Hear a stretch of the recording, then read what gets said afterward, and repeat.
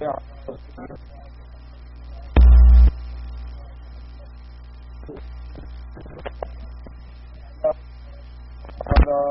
آل إبراهيم في العالمين إنك حميد. قال الله تبارك وتعالى في كلامه المجيد: بسم الله الرحمن الرحيم. يا أيها الناس إن كنتم في ريب من البعث فإنا خلقناكم من تراب ثم من نطفة ثم من علقة ثم من مضغة مخلقة وغير مخلقة لنبين لكم ونقر في الأرحام ما نشاء إلى أجل مسمى ثم نخرجكم طفلا ثم لتبلغوا أشدكم ومنكم من يتوفى ومنكم من يرد إلى أرذل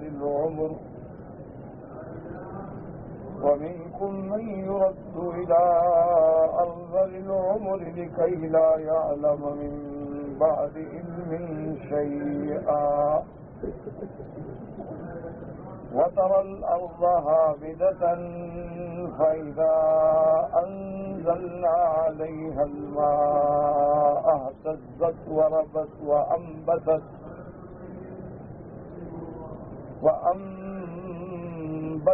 من كل زوج بهيج.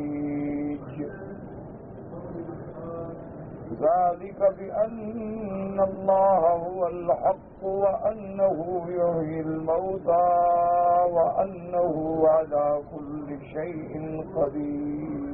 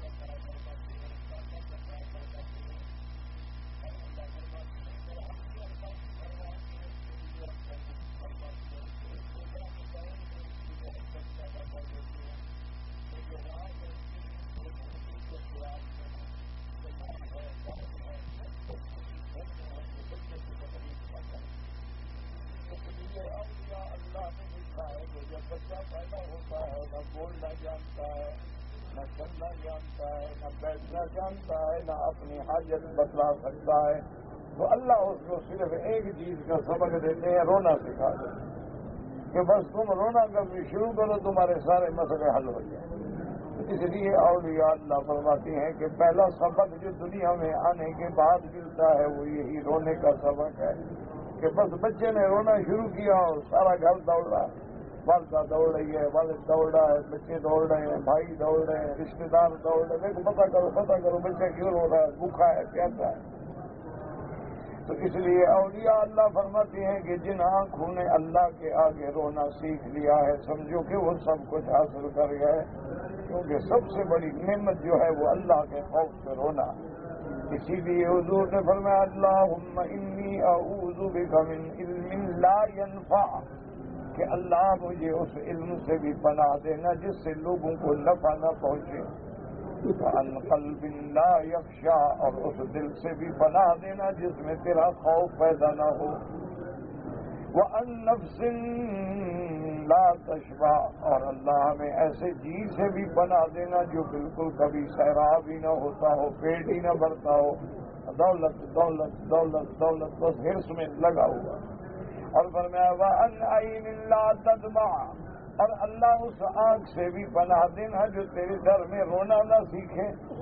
تو اگر رونا نہ آئے تو یہ بھی کساوت قلب ہے، یہ بھی کساوت قلب کی علامت ہوتی ہے کہ دل ہمارے گناہوں کی وجہ سے سخت ہو جاتے ہیں، اور دل کی سختی جو ہے اس کا اثر پھر سارے بدن پہ آتا ہے۔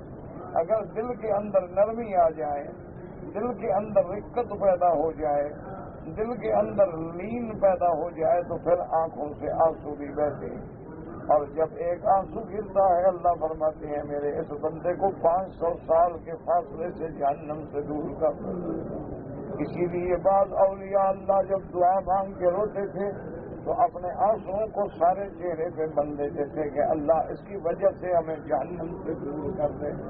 تو رونا جو ہے یہ بہت بڑی بات ہے، لیکن اس کے لیے سب سے بڑی بات یہ ہے کہ آدمی کے دل کے اندر خشیت الہی پیدا ہو۔ اسی لیے پہلے پیغمبر جو ہے سیدنا نوح علیہ السلام وہ اتنا روتے تھے کہ رخساروں پہ پانی کی وجہ سے لائنیں بن گئی، نشان پڑ گئے تھے بہتے بہتے۔ اس لیے اللہ فرماتے ہیں کہ تم اپنی اس کیفیت کو یاد کرو کہ پھر ہم نے والدین کے دل میں تیرے لیے محبت ڈال دی، وَلِهَذَا قَالَ ثُمَّ لِتَبْلُغُوا أَشُدَّكُمْ، پھر ایسا ایسا ہم تم کو طاقت دیتی ہیں، قوت دیتی ہیں، يَتَكَامَلُ الْقُوَىٰ وَيَتَزَايَدُ، اب تیرے قوا ایسا ایسا مکمل ہوتے ہیں اور بڑھتے ہیں، فَيَصِلُ إِلَىٰ الْفَوَانِ الشَّبَابِ وَحُسْنِ الْمَنظَرِ، اب تم جوانی کو پہنچتے ہو، اب تمہیں ہم خوبصورت شکل عطا فرماتے ہیں، جوانی عطا فرماتے ہیں۔ وَمِنكُم مَّن يُتَوَفَّىٰ أَيْ فِي حَالِ شَبَابِهِ وَقُوَاهُ، اور بعض لوگوں کی موت ہم نے جوانی میں لکھ دی ہے کہ وہ عین جوانی کی حالت میں، عین قوت کی حالت میں اللہ پاک ان کو اٹھا لیتے ہیں۔ وَمِنكُم مَّن يُرَدُّ إِلَىٰ أَرْذَلِ الْعُمُرِ، اور بعض ایسے ہیں جن کو ہم ارذل العمر کی طرف لوٹاتے ہیں۔ ارذل العمر کا کیا معنی ہے؟ وہ الشیخوخۃ والحرم، وہ بڑھاپے کی آخری حد ہے۔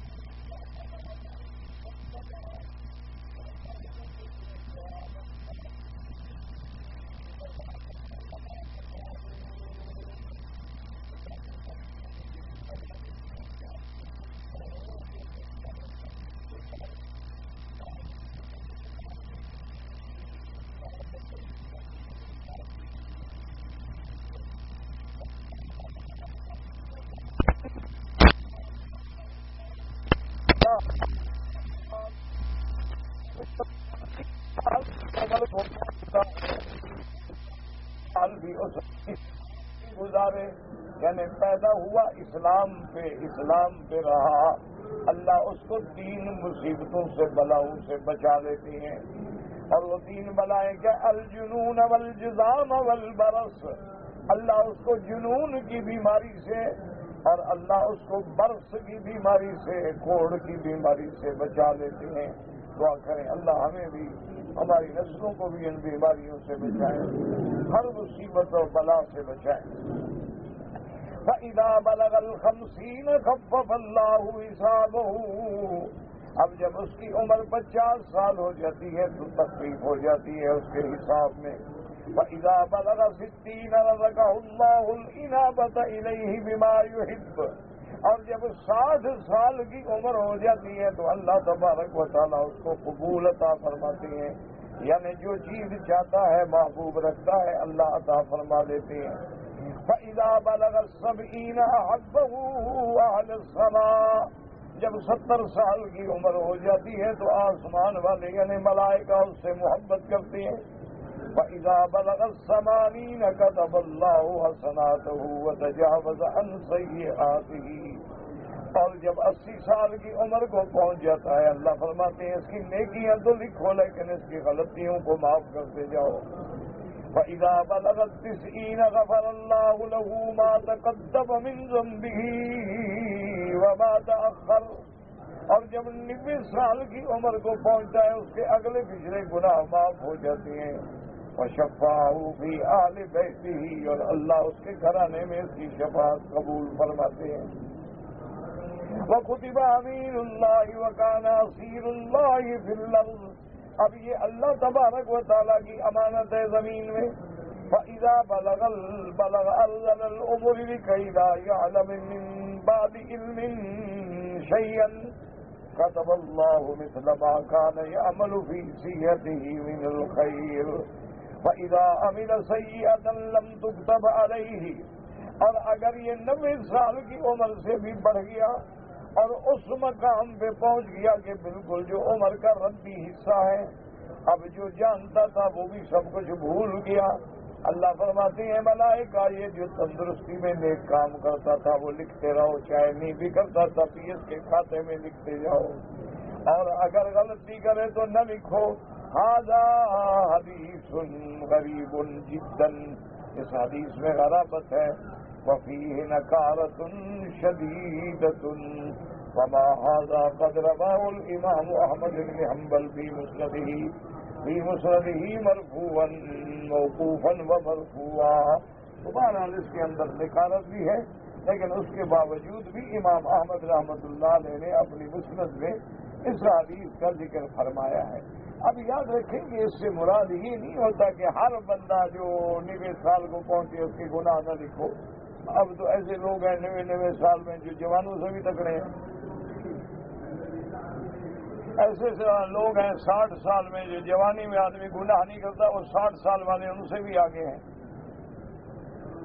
میں نے خود دیکھا تھا ہانگ کانگ میں، ہم گئے کانفرنس میں، ایک مسجد ہے وہاں چنشائی اور چینی مسلمانوں کی مسجد ہے، بہت بڑی ماشاءاللہ عظیم الشان مسجد ہے، تو امام حرم بھی ساتھ تھے، تو وہ 7 منزلہ ہے، پہلی گراؤنڈ فلور پہ تو مسجد ہے، اس کے بعد ان کے مدرسہ ہے، مکتبہ ہے، لائبریریاں ہیں بچوں کے بچیوں کے، اور بہت ماشاءاللہ بڑا کام کر رہے ہیں۔ تو وہاں جب ہم گئے تو جلسے کے بعد انہوں نے اپنے وہ دفتر وغیرہ ہمیں دکھانے تھے، تو ہم لفٹ پہ چڑھتے ہوئے، امام مسجد جو تھا نا جی وہ لفٹ پہ نہیں چڑھتا، وہ سیڑھیوں پہ چڑھتا۔ خیر بہرحال وہ دورہ ہو گیا، تو انہوں نے کہا کہ آپ امام حرم کو تو رخصت کر دیں، آپ ذرا ہمارے ساتھ بیٹھے کچھ دیر، کیونکہ میں تو کئی دفعہ گیا تھا تو ایک تعلق بنا ہوا تھا۔ میں نے کہا ٹھیک ہے، امام صاحب رخصت کے ہم بیٹھ گئے، تو میں نے اس امام صاحب سے پوچھا، میں نے کہا یار تمہاری عمر کتنی ہے؟ انہوں نے کہا میری عمر، آپ کا کیا خیال ہے؟ میں کہ میرے خیال میں آپ کی عمر 60 اور 70 کے درمیان میں، نہیں میں تو 90 سال کا۔ میں نے کہا اللہ کے بندے تم سیڑھیاں چڑھتے ہو لفٹ پہ نہیں چڑھے، لفٹ پہ کمزور بوڑھے بیمار تمہارے جیسے چڑھے، میں جوان آدمی مجھے کیا ضرورت ہے لفٹ پہ چڑھنے؟ 90 سال کی عمر اور 7 منزلیں، وہ ہم لفٹ پہ جاتے وہ ہم سے پہلے سیڑھیوں پہ پہنچ جاتے، مجال ہے اس کا سانس اکھڑا ہو، اس کو کوئی احساس ہوا ہو، اور بالکل اس نے کہا بھی یہ لفٹ اس لیے بنائی گئی ہے کہ آپ جیسے جو کمزور لوگ ہیں، بوڑھے لوگ ہیں، ضعیف لوگ ہیں، جن کے گھٹنے جواب دے گئے ہیں، میں جوان آدمی مجھے کیا ضرورت ہے لفٹ استعمال کرنے کی، میں کبھی نہیں استعمال کرتا۔ اور نے کہا میں اپنے گھر میں لفٹ ہے لیکن میں کبھی نہیں استعمال کرتا، سیڑھیاں چڑھنے سے صحت ہوتی ہے، جوانی ہوتی ہے، تندرستی ہوتی ہے۔ تو اب 90 سال کے یعنی اتنا مضبوط لوگ ہیں کہ ہمارے 40 سال سے بھی زیادہ صحت مند ہیں۔ اچھا، اور ہمارے ہاں تو اللہ معاف کرے جو عمر بڑھ رہی ہے گناہوں کا تجربہ زیادہ ہو رہا ہے اس کو، اللہ معاف فرما دے۔ تو اس لیے یہ بعض لوگوں کے حق میں تو ممکن ہے کہ جیسے اب صحابہ کا زمانہ ہے وہ تو اللہ کی رحمت سے گناہوں سے محفوظ ہے، کہ اگر ان سے کبھی کوئی غلطی ہو گئی ہے تو پھر چین نہیں آیا جب توبہ کر کے اللہ سے معافی۔ تو اس لیے ان لوگوں کے بارے میں یا خاص لوگوں پہ اللہ کا ایسا کرم ہوگا، ورنہ یہ معنی نہیں ہوتا کہ اب ایک آدمی 90 سال کا ایک کافر ہے تو اس کا نام عمل نہیں لکھا جائے گا، کافر ہے جہنم میں جائے گا۔ ایک آدمی 100 سال کا بوڑھا ہو جائے لیکن کفر پہ پکا ہے تو جہنم میں جائے گا۔ ایک آدمی بوڑھا ہو گیا ہے پھر گناہ کرتا ہے، اس کو اور زیادہ سزا ملے گی کہ جاءکم النذیر، کہ تمہارے پاس ڈرانے والا بھی آ گیا، بال سفید ہو گئے پھر بھی تمہیں شرم نہیں آتی۔ اس لیے مفسر رحمت اللہ علیہ فرماتے ہیں کہ اس سند کے اندر بھی نکارت ہے، غرابت ہے، گو علماء نے اس روایت کو نقل فرمایا ہے، اور اگر بشرط صحت کے یہ حدیث صحیح ہے تو پھر بعض لوگ ایسے ہیں جن کے بارے میں اللہ یہ رعایت عطا فرما دیتے ہیں، اللہ تبارک و تعالیٰ ان پہ کرم فرما دیتے ہیں کہ ان کی زندگیاں بھی الحمدللہ گناہوں سے بری ہوتی ہیں، کوئی چھوٹی موٹی خطا ہو گئی تو اللہ تبارک و تعالیٰ معاف فرما دیتے ہیں، ورنہ یہ نہیں ہوتا کہ آدمی بوڑھا ہو کے جو مرضی آئے گناہ کرے۔ اب مفسر رحمۃ اللہ علیہ فرمانے میں قال حدثنا ابو النصر قال حدثنا الفرج قال حدثنا محمد بن عامر عن محمد بن عبد الله العاملي عن عمرو بن جعفر عن انس قال اذا بلغ الرجل المسلم 40 سنة امنه الله من انواع البلايا من الجنون والبرص والجذام، کہ 40 سال کو جب پہنچ جاتا ہے تو اللہ ان بیماریوں سے بچا لیتے ہیں۔ فَإِذَا بَلَغَ الْخَمْسِينَ لَيَّنَ اللَّهُ حِسَابَهُ، حساب میں نرمی ہو جاتی ہے۔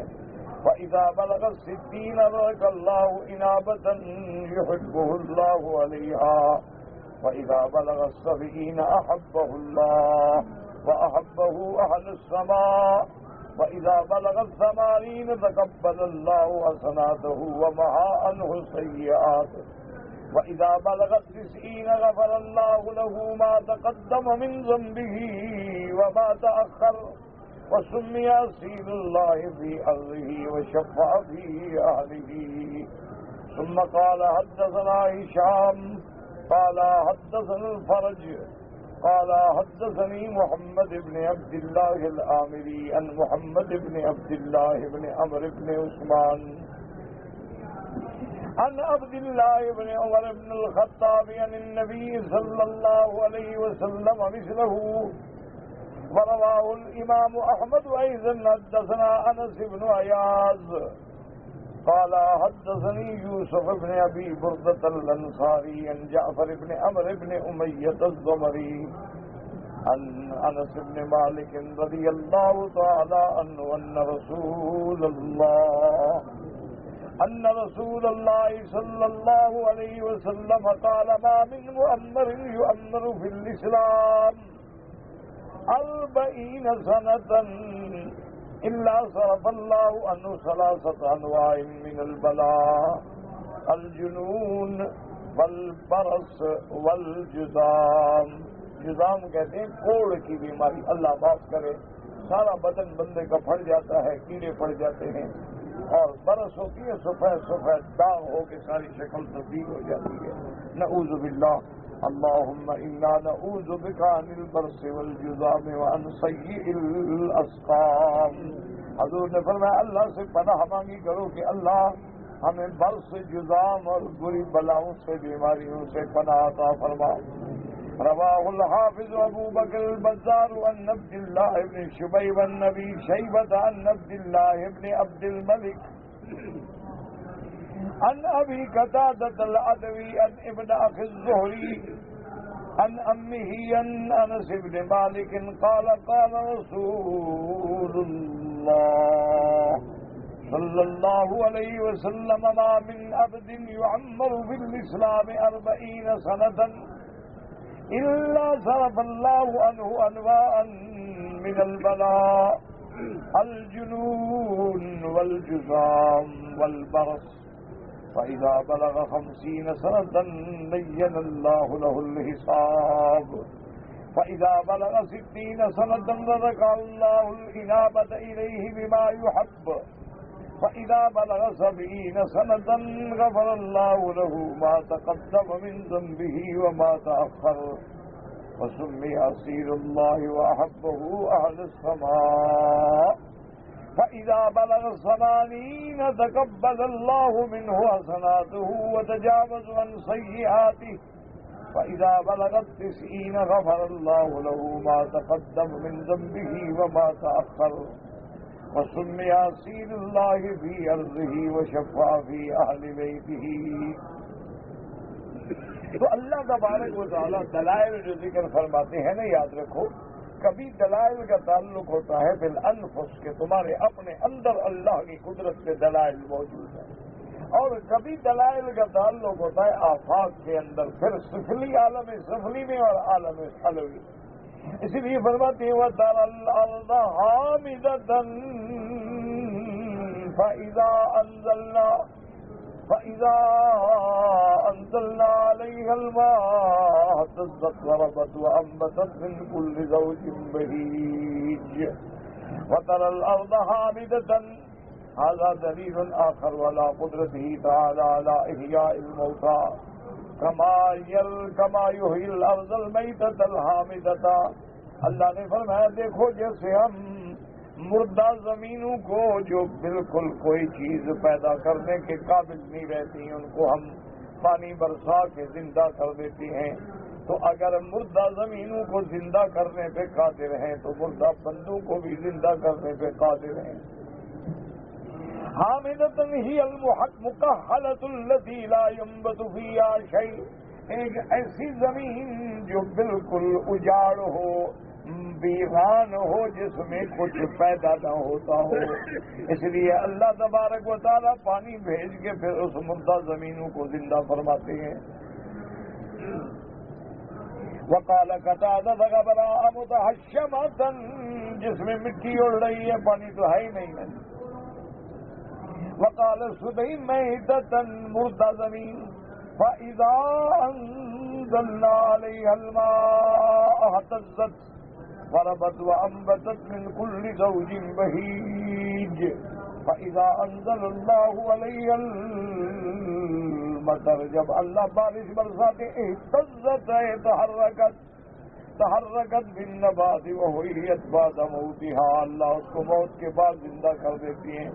وربت ای ارتفعت لما سکن فیہ الثری، اس پانی کا اثر ہوتا ہے زمین اوپر اٹھنی شروع ہوتی ہے. اس کے بعد ثم انبتت، اس کے بعد اس میں سے کھیتیاں ہم اگاتی ہیں. بما فیہا من الالوان والفنون من ثمار وزروع واشتات النبات فی اختلاف الوانها وطعومها وروائها واشکالها ومنافعها. اب اللہ فرماتی ہے کہ ہم اس میں رنگ رنگ اور مختلف قسم کے پھل پیدا کرتی ہیں، سبزیاں پیدا کرتی ہیں، اور اس کے اندر مختلف اس کا ذائقہ بھی الگ ہے، خوشبو بھی الگ ہے، شکل بھی الگ ہے، فائدہ بھی الگ ہے۔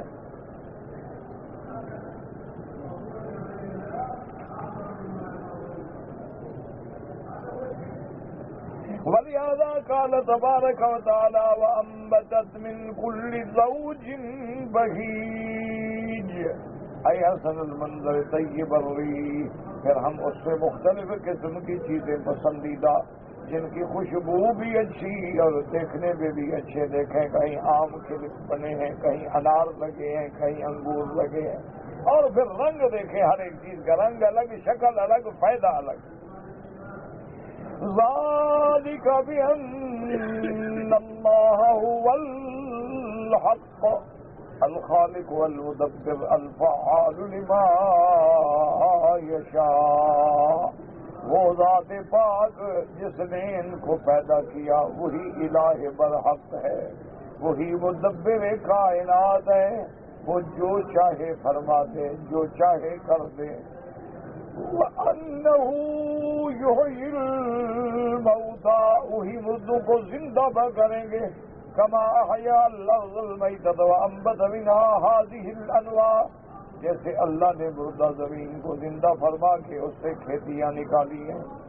إِنَّ الَّذِي أَحْيَاهَا لَمُحْيِي الْمَوْتَىٰ إِنَّهُ عَلَىٰ كُلِّ شَيْءٍ قَدِيرٌ، جس نے اس مردہ زمین کو زندہ کیا وہی مردہ انسانوں کو بھی زندہ فرمائیں گے، اور وہی ہر چیز پہ قادر ہیں۔ انما امرہ اذا اراد شیئا ان یقول له کن فیکون، اور وہ ایسی شان والے ہیں کہ جب کسی چیز کا ارادہ کریں حکم دیتے ہیں، ہو جا، بس ہو گئی۔ وَأَنَّ السَّاعَةَ آتِيَةٌ لَا رَيْبَ فِيهَا، اللہ نے فرمایا میرے محبوب بتلا دے کہ قیامت لازم ہوگی، کائنۃ لا شک ولا مریۃ فیہا، جس میں کوئی شک نہیں، قیامت ہر حال میں ہوگی۔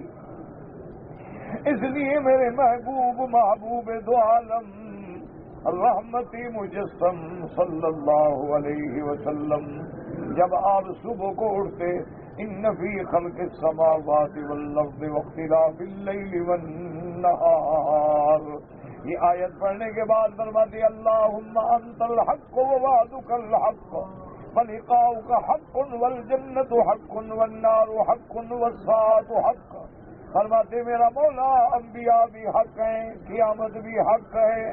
صبح صبح جب نظر پڑتی آسمانوں پہ پہلی کلمہ حضور پاک صلی اللہ علیہ وسلم فرماتے، اس لیے فرماتے ہیں وَأَنَّ السَّاعَةَ آتِيَةٌ لَا رَيْبَ فِيهَا، قیامت آئے گی، ہوگی، جس میں کوئی شبہ نہیں۔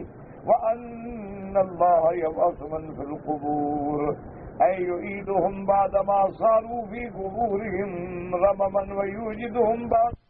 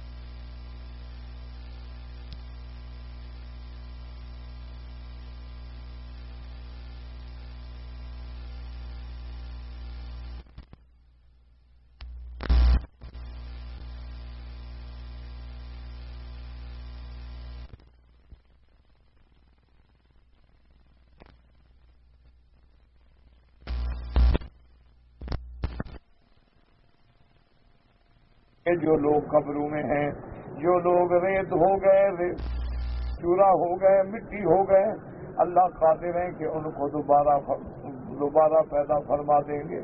جیسے اللہ فرماتے ہیں وَضَرَبَ لَنَا مَثَلًا وَنَسِيَ خَلْقَهُ قَالَ مَن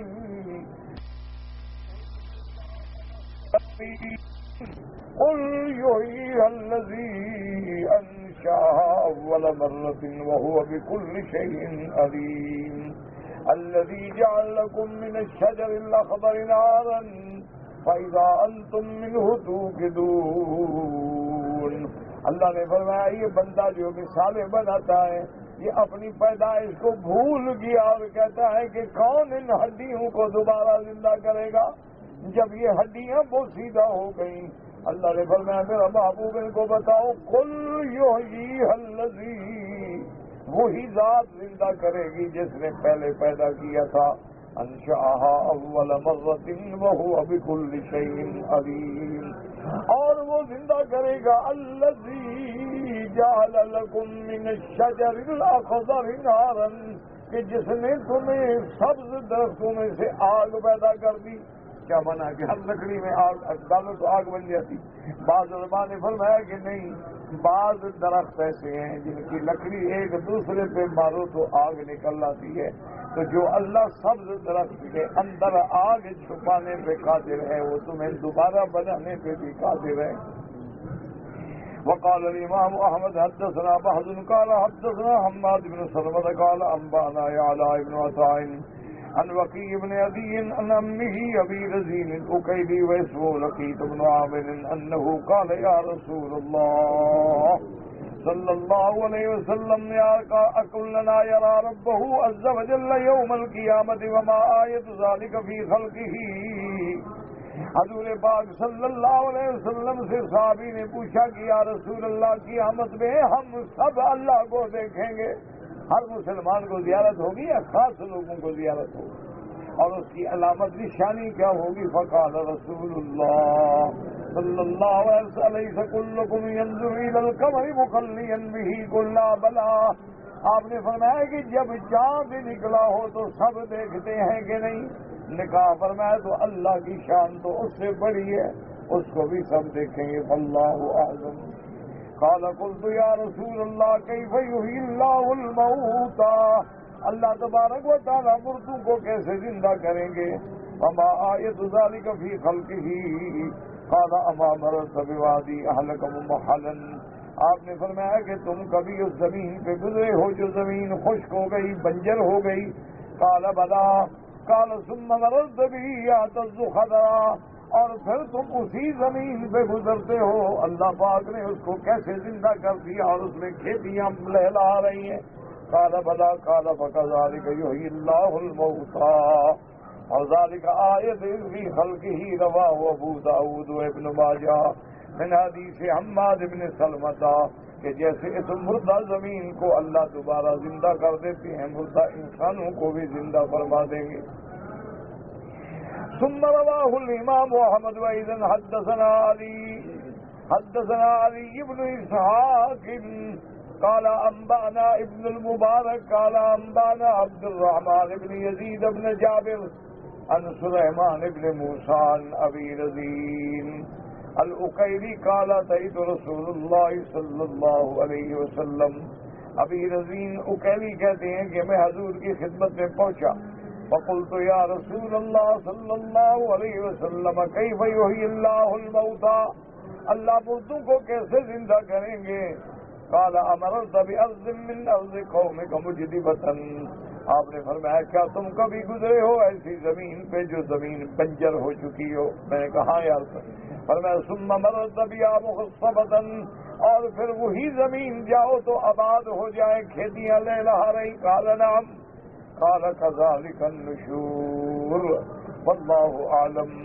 وقال ابن ابي حاتم حدثنا ابي قال حدثنا عيسى ابن مرحوم قال حدثنا بكير بن سميد قتادة عن ابي الحجاج معاذ بن جبل رضی اللہ تعالی عنہ قال من علم ان اللہ هو الحق المبین.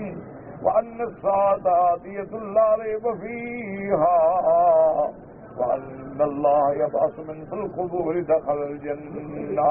حضرت معاذ بن جبل فرماتے ہیں کہ جس بندے کو یہ یقین ہے کہ اللہ کی ذات ہی حق ہے، اللہ تبارک و تعالی الہ برحق ہے، اور قیامت ہوگی جس میں شک نہیں، اور اللہ جو قبروں میں ہیں ان کو دوبارہ اٹھائیں گے، جس کا یہ عقیدہ ہوگا اللہ اس کو جنت میں داخل فرمائیں گے. اللہم ارزقنا الفردوس الاعلی. اللہم اجعل آخر کلامنا لا الہ الا اللہ محمد رسول اللہ. اللہم اجعل خیر ایامنا آخرها یا الہ العالمین یا ارحم الراحمین. رب اغفر وارحم وانت خیر الراحمین.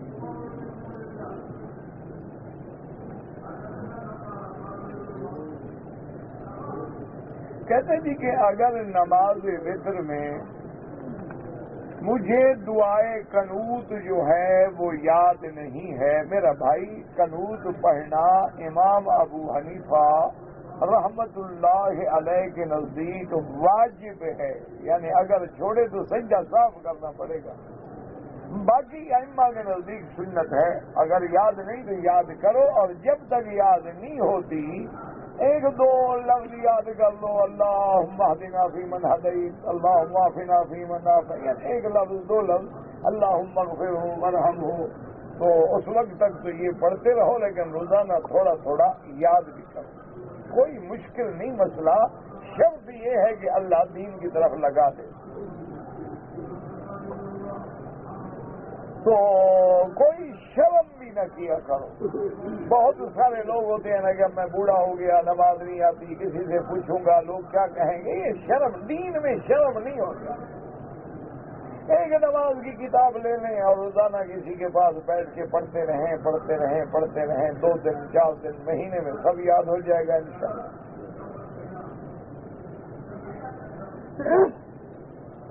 اگر آدمی کا وتر رہ جائے تو امام ابو حنیفہ رحمت اللہ علیہ کے نزدیک وتر کی قضا ہے، چونکہ ان کے نزدیک وتر واجب ہیں. باقی ائمہ کے نزدیک سنت ہے، اس کی قضا نہیں. میں بیمار ہوں، اللہ ہم سب پہ رحم فرمائے، بیماروں پہ رحم فرمائے، بیماریاں دور فرما دے. ہم عاجز ہیں میرا مولا، نہ ظاہری طاقت ہے نہ باطنی قوت ہے، ضعیف ہیں. الیک اشکو ضعف قوتی وقلت وحوانی علی الناس.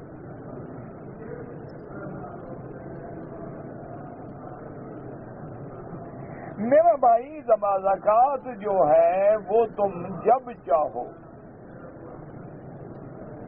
سال میں 1 مہینہ مقرر کر لو، اس کو حساب کر لیا، گھر کا خرچہ اپنا ذاتی، بیوی بچے، قرضہ دینے کے بعد جو خالص نفع ہے اس میں 2.5% زکوٰۃ. اب یہ ضروری نہیں ہوتا کہ وہ رمضان میں دیں. ہاں اگر رمضان میں دو گے تو ثواب بہت بڑھ جاتا ہے کہ وہاں ایک فرض کا 70 فرض کا ثواب ملتا ہے، اور ایک نفل جو ہے وہ فرض کے برابر ہو جاتی ہے. تو اگر تم رمضان کا رمضان میں نکالو تو سبحان اللہ بڑی اچھی بات ہے، ورنہ پہلے بھی دے سکتے ہو، بعد میں بھی دے سکتے ہو، جس مہینے میں چاہے دے سکتے ہو. رمضان شریف میں دینا کوئی لازم نہیں، لیکن اگر تم اپنا حساب رمضان میں بنا لو تو پھر فائدہ ہی فائدہ ہے کہ 70 گنا زیادہ ثواب مل گیا. اب ایک کا ملے 1 لاکھ اور وہاں ملے 70 لاکھ.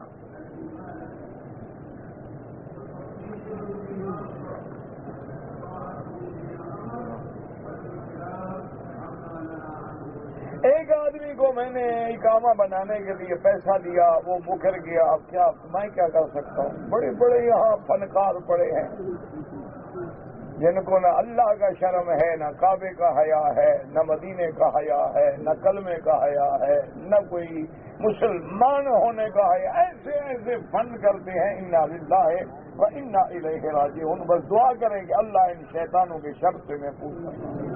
اللہم اکفنا شر کل شریر وَاللَّهُمَّ اكفنا شر شياطين الجن والانس فسقط الجن والانس اللهم اكفنيهم بما شئت. آپ حیران ہوں گے، یعنی مکے میں رہتے ہوئے، حرم میں رہتے ہوئے اور سرزمین مقدس میں رہتے ہوئے ایسے ایسے جھوٹ، فریب، فراڈ، منشیات، مخدرات اور بلائیں اور لانتوں میں پڑے ہیں. اگلے دن اخبار میں پڑھا کہ کروڑوں کی تعداد میں سیدھی پکڑی ہے. وہ کافروں سے پکڑی گئی، وہاں یہودیوں کے پاس تھی. اور وہ سیدھی کیا ہے، سارے وہ غلط قسم کے مناظر اور غلط قسم کے اس کے اندر فلمیں بھری ہوئی. ابھی اللہ معاف کرے میں اخبار میں پڑھ رہا تھا کہ مرد ابر کے پہن کے عورتوں کے پردے میں، اور اس کے بعد مدینہ منورہ کے علاقے میں آدمی منشیات بیچتے ہوئے پکڑے جائیں اور جہازوں میں 1.5 ٹن پکڑا جائے. انا للہ و انا الیہ راجعون. بس دعا یہی کریں کہ اللہ ہمیں ان کے فتنوں سے محفوظ فرما، ان کے شر سے محفوظ فرما، اور ان کے شر کو اپنی قدرت سے دفع فرما. لیکن یاد رکھ لو کہ حدیث ہے حضور پاک کی کہ جو مکے اور مدینے والوں سے دھوکہ کرتا ہے، ستاتا ہے، ایک دن ایسے گل جائے گا جیسے نمک پانی میں گل جاتا ہے. ہاں یہ تمہاری مرضی ہے، 4 دن کی زندگی ہے، اپنے جوانی کے جوش دکھا لو، لیکن انجام بڑا ہے.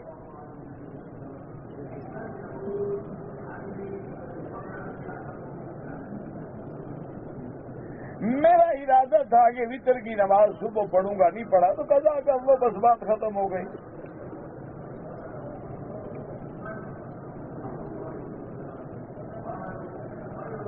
اگر ایک آدمی نے بنیان پہنا ہوا ہے اور میاں بیوی ملے ہیں تو کیا بنیان پلید ہو جائے گا؟ پسینے لگنے سے تو پلید نہیں ہو جائے گا. اور کوئی پلید چیز تم نے لگائی ہے بنیان کو تو تمہاری مرضی.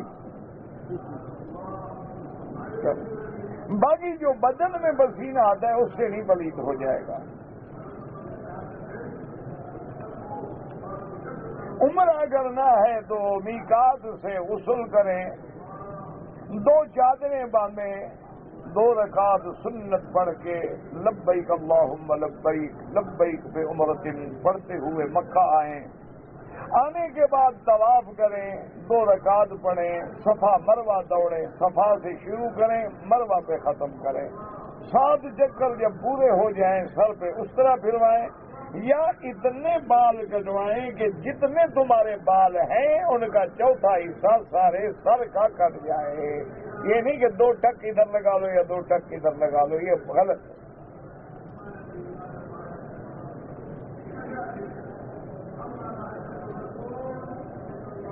کہتے ہیں جی الحمدللہ میں نے داڑھی بھی رکھی ہے، نماز بھی پڑھتا ہوں، لیکن میری چوری بہت ہو جاتی ہے، گاڑی چوری ہو گئی. تو میرا بھائی یہ امتحان ہوتا ہے. وَلَنَبْلُوَنَّكُمْ بِشَيْءٍ مِّنَ الْخَوْفِ وَالْجُوعِ وَنَقْصٍ مِّنَ الْأَمْوَالِ وَالْأَنفُسِ وَالثَّمَرَاتِ وَبَشِّرِ الصَّابِرِينَ. اللہ فرماتے ہیں کہ ہم اپنے بندوں کو آزماتے ہیں. کبھی خوف آ گیا، دشمن کا ڈر آ گیا، کبھی بھوک آ گئی، کبھی مال میں گھاٹا آ گیا، کبھی جانوں میں گھاٹا آ گیا، کبھی پھلوں میں گھاٹا آ گیا. لیکن جنہوں نے صبر کیا، میری رضا پہ راضی رہے، میری قضا پہ راضی رہے، ان کے لیے اللہ نے بہت بڑا اجر رکھا ہے. بس جب بھی نقصان ہو پڑھا کرو انا للہ و انا الیہ راجعون.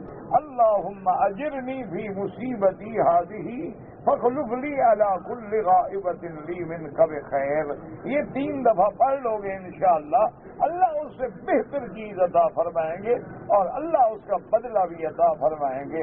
حتیٰ کہ بی بی سلمہ فرماتی ہے رضی اللہ تعالی عنہا امہات المؤمنین، فرماتی ہے کہ جب میرا شوہر فوت ہو گیا، میرا شوہر تو میں نے فوراً یہ پڑھا انا للہ و انا الیہ راجعون. اللہم اجرنی فی مصیبتی فخلف علی کل غائبۃ لی منک بخیر. بی بی فرماتی ہیں کہ میں نے حضور کی دعا تو یہ پڑھ لی، لیکن میرے دل میں تھا کہ مجھے میرے خاوند جیسا اور خاوند مل ہی نہیں سکتا، اس سے اچھا کیسے ملے گا. لیکن فرماتی ہے اس دعا کی برکت یہ ہے کہ زوجنی رسول اللہ، کہ حضور نے میرے ساتھ شادی کر. اب حضور سے اچھا تو کوئی ہو ہی نہیں سکتا. اس لیے میرا بھائی اس پہ غم نہ کرو، ڈرو بھی نہیں، صبر کرو، اس میں اللہ کی حکمتیں ہیں. اور کچھ اپنے ماحول پر بھی نظر رکھو کہ آخر صرف تیری چوری کیوں ہوتی ہے بھائی؟ کوئی گھر کا چور تو نہیں جو لنگا ڈھائے. اس پہ بھی ذرا غور کرو اور سوچو، اور اس کے بعد یہ انا للہ پڑھا کرو، اللہ پاک رحم کریں گے.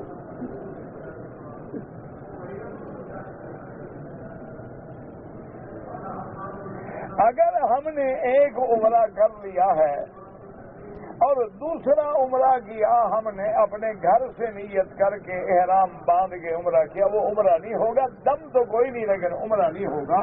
عمرے کے لیے حد حرم سے باہر جانا ضروری ہے. دیکھو نا بھائی اصولی بات، حضور جب واپس آئے حج پڑھ کے تو آپ کہاں ٹھہرے تھے؟ آپ مکے میں ٹھہرے ہوئے تھے. یہ جہاں آج کل جو جگہ ہے نا معابدہ جسے آپ کہتے ہیں، معابدہ، پھر اس کے بعد خانسا، یہ وہ مقام ہے جہاں حضور نے قیام فرمایا، خیمے لگائے گئے اور وہی ٹھہرے. تو یہاں سے حضور نے بی بی عائشہ کو حکم دیا کہ اپنے بھائی کو لے کے تنعیم جا کے احرام باندھو. اگر حرم سے عمرے کا احرام ہو سکتا ہے تو پھر حضور فرماتے ابھی احرام باندھ لو اور جا کے عمرہ کر لو. تو معابدہ سے بھیجنا تنعیم ضرورت کیا تھی؟ تو اس لیے ہمیشہ یاد رکھیں کہ حج کے اندر تو احرام ہم اپنے گھر سے باندھیں گے. جب ہم حج پہ جائیں گے تو اہل مکہ طبعاً مکے والے مکے سے احرام باندھ کے عرفات مینا چلے جائیں گے. لیکن جب عمرے کا احرام باندھیں گے یا تو آفاق والا جب میقات پہ آئے گا، اور اگر مکے میں ہے تو لازماً اس کو حد حرم سے باہر جانا ہوگا. اور فقہا نے ایک مسئلہ بھی اسی سے استنباط کیا ہے کہ حج اور عمرہ دونوں میں ہل اور حرم دونوں جمع ہوں. کیا مانا؟ اب مکے والا حج پہ جا رہا ہے، اس نے احرام تو باندھا ہے حرم میں مکے میں، لیکن کہاں جائے گا؟ عرفات. عرفات ہل آ گیا، حد حرم سے باہر نکل گیا، تو ہل بھی آیا حرم بھی آیا. تو اسی طرح جب عمرہ کرے گا جائے گا حرم کے باہر تو ہل بھی آئے گا اور حرم بھی آئے گا. اگر صرف حرم سے احرام باندھ کے عمرہ گھر میں بیٹھے کر لے تو ہل تو آیا ہی نہیں. اور ویسے بھی اللہ سے دعا کریں کہ اللہ ہمیں صحیح حدیث قرآن و حدیث پہ صحیح طرح سے عمل کرنے کی توفیق دے. بعض ہمارے بھائی ویسے تو اتنا ناراض ہوتے ہیں کہ عمرہ مانتے ہی نہیں، اور ماننے پہ آتے رہتے گھر سے باندھ لو. اب ہمیں تو ہماری سمجھ سے تو بھائی بالا تر بات. بہرحال جمہور کا امت کا فیصلہ یہی ہے کہ احرام کے لیے حد حرم سے باہر جانا ہوگا. حقیقہ تو کوئی لفظ نہیں ہوتا، عقیقہ ہوتا ہے عین سے. بہرحال اگر ایک قربانی کے جانور میں اپنے 2 بکریاں رکھ لی ٹھیک ہے، کوئی بات نہیں. ہاں طواف کرتے ہوئے حجر اسود پہ جب جائیں تو اس کی طرف رخ کر کے 1 سیکنڈ کے لیے رکیں، کیونکہ یہ بوسے کے قائم مقام ہے. پھر بسم اللہ اللہ اکبر اشارہ جو ہے بوسے کے قائم مقام، اور بوسہ چلتے ہوئے تو ہو نہیں سکتا. لیکن بعض ائمہ فرماتے ہیں کہ اگر نہیں ٹھہرا تب بھی طواف ہو جائے گا.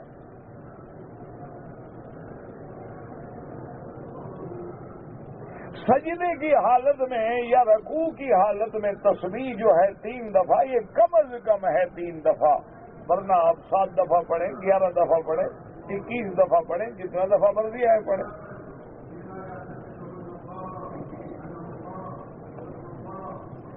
حقیقہ نہیں بابا، خدا کے بندے، حقیقہ عین سے ہوتا ہے، حقیقہ نہیں ہوتا ہے.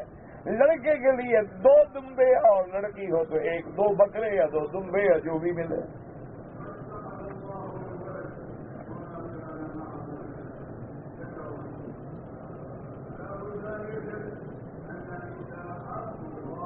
اگر امام نے نماز ظہر پڑھائی 3 رکعت پڑھا کے بیٹھ گیا، مقتدی نے اللہ اکبر کیا، امام نے 4 رکعت پوری کر دیا، ٹھیک ہو گیا، کوئی سیدھا صاحب نہیں، وہ تو ابھی بیٹھا اور فوراً کھڑا ہو گیا۔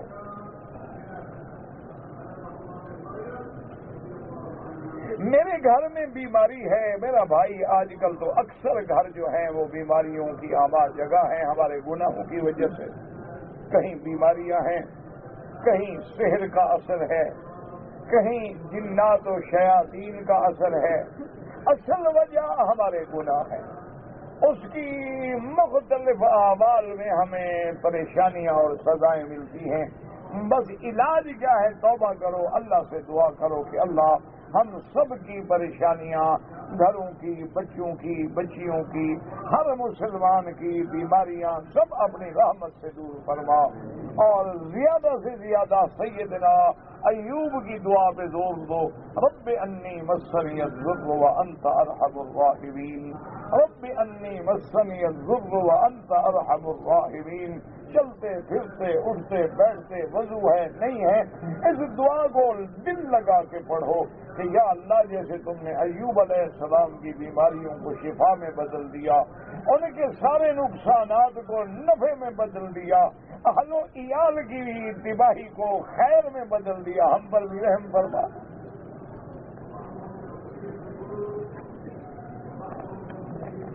اب میرا بھائی اب یہ تو اتنا بڑا ہندوؤں کے بھگوان ہری کرشنا کا نمبر ہے، اللہ کا نمبر، بہرحال اللہ عالم کہتے ہیں 786 جو ہے نا یہ اللہ کا نمبر بسم اللہ کا نہیں ہے، ٹھیک ہے، نہیں لکھنا چاہیے، شریعت میں تو ہے ہی نہیں، حکم ہی نہیں۔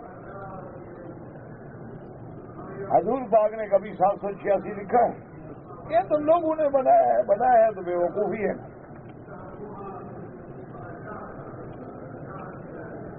حرم میں جب نماز پڑھیں تو نظر سجدے کی جگہ پہ ہو، نمازوں کے آگے نہ گزرا کریں، مجبوراً گزرنا پڑے تو سجدے کی جگہ سے دور ہو کے گزریں۔ بھائی بیمار ہیں، اللہ ہر بیمار پہ رحم فرما، رحم فرما، رحم فرما۔ اگر ایک آدمی پلید یا کپڑے ناپاک ہیں، کلمہ پڑھ سکتا ہے، پڑھ سکتا ہے۔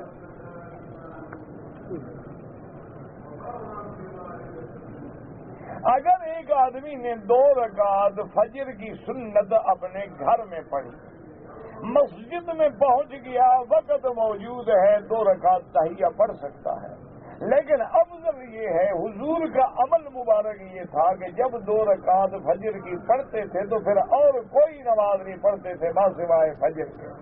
لہذا آپ کوشش یہ کریں کہ اگر 2 رکعت سنتیں گھر میں پڑھتے ہیں تو اس وقت پڑھ کے چلیں گے، مسجد میں پہنچے اور نماز کھڑی ہو جائے۔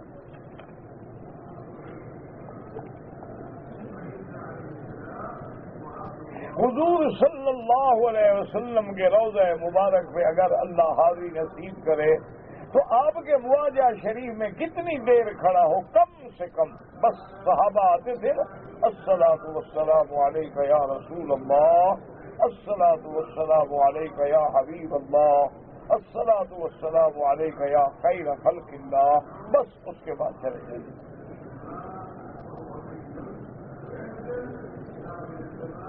اگر ایک آدمی نے عصر کے بعد پہنچا ہے تو امام ابو حنیفہ رحمۃ اللہ علیہ فرماتے ہیں کہ تحیۃ المسجد نہ پڑھے کیونکہ مغرب تک نماز پڑھنا بند ہے، باقی ائمہ کے نزدیک 2 رکعت تحیہ پڑھنا جائز ہے۔ اگر ایک آدمی نے عمرہ کیا ہے، عمرہ کرنے کے بعد اگر وہ دوبارہ عمرہ کرنا چاہے تو احرام کی چادریں جو ہیں ان کو دھونا پڑے گا، کیوں؟ برا کام کیا ہے پہلے؟ نہیں، آپ نے جو عمرہ کیا کوئی ایسا گندا کام تھا کہ کپڑے بھی آپ کے پلید ہو گئے؟ اللہ کے بندے کیوں دھونا پڑے گا؟ احرام ہے جب تک پاک ہے، 100 عمرہ کرو۔ والدین کے لیے عمرہ طواف بالکل ہو سکتا ہے، وضو کرنے کے بعد اگر خیال آیا ناخن کاٹ لیے کوئی حرج نہیں، کچھ نہیں ہوتا، دوبارہ وضو کی کوئی ضرورت نہیں۔ کہتے ہیں جی یعنی کوئی ایک غیر مسلم مر جائے تو مسلمان ملکوں کے لوگ بھی گئے، یہ تو ہمدردی ہوتی ہے، یہ تو دنیاوی ہمدردی ہے۔ کافر ہو، یہودی ہو، نصرانی ہو، کوئی بھی ہو، تو یہ تو ایک دنیاوی تعلقات کو قائم رکھنے کا بہانہ ہوتا ہے، بس اور کیا ہوتا ہے۔ ربنا تقبل منا انك انت السميع العليم وتب علينا انك انت التواب الرحيم يا حي يا قيوم يا حي يا قيوم يا حي يا قيوم يا ذا الجلال والاكرام يا حي يا قيوم برحمتك نستغيث يا غياث اغثنا يا غياث المستغيثين اغثنا عليك توكلنا واليك انبنا اللهم متعنا باسماعنا وابصارنا واشرح صدورنا واحينا بقواتنا واجعله الوارث منا واجعل ثارنا على من ظلمنا وانصرنا على من عادانا اللهم اقض حاجاتنا يا قاضي الحاجات يا سميع الدعاء يا مستجيب الدعوات يا فارج الهم يا كاشف الغم يا مجيب دعوة المضطرين يا رحمن الدنيا والآخرة ورحيمهما فارحمنا برحمة تغنينا بها عن رحمة عمن سواك اللهم أصلحنا وأصلح بنا وأصلح أولادنا وأولاد المسلمين اللهم أصلح شبابنا وشباب المسلمين اللهم أصلح بناتنا وبنات المسلمين اللهم أصلح أحوالنا وأحوال المسلمين اللهم أصلح لنا شأننا كلها ولا تكلنا إلى أنفسنا طرفة عين قط ولا أقل من ذلك اللهم انصر الإسلام والمسلمين اللهم انصر المجاهدين في كل مكان اللهم احفظ سائر بلاد المسلمين وهذا البلد الأمين واجعلها آمنا مطمئنا سخاء رخاء إلى يوم الدين برحمتك يا أرحم الراحمين برحمتك يا أرحم الراحمين برحمتك يا أرحم الراحمين سبحان ربك رب العزة عما يصفون وسلام على المرسلين والحمد لله رب العالمين اللهم صل على سيدنا محمد وعلى آل سيدنا محمد كما صليت على إبراهيم وعلى آل إبراهيم في العالمين إنك حميد مجيد.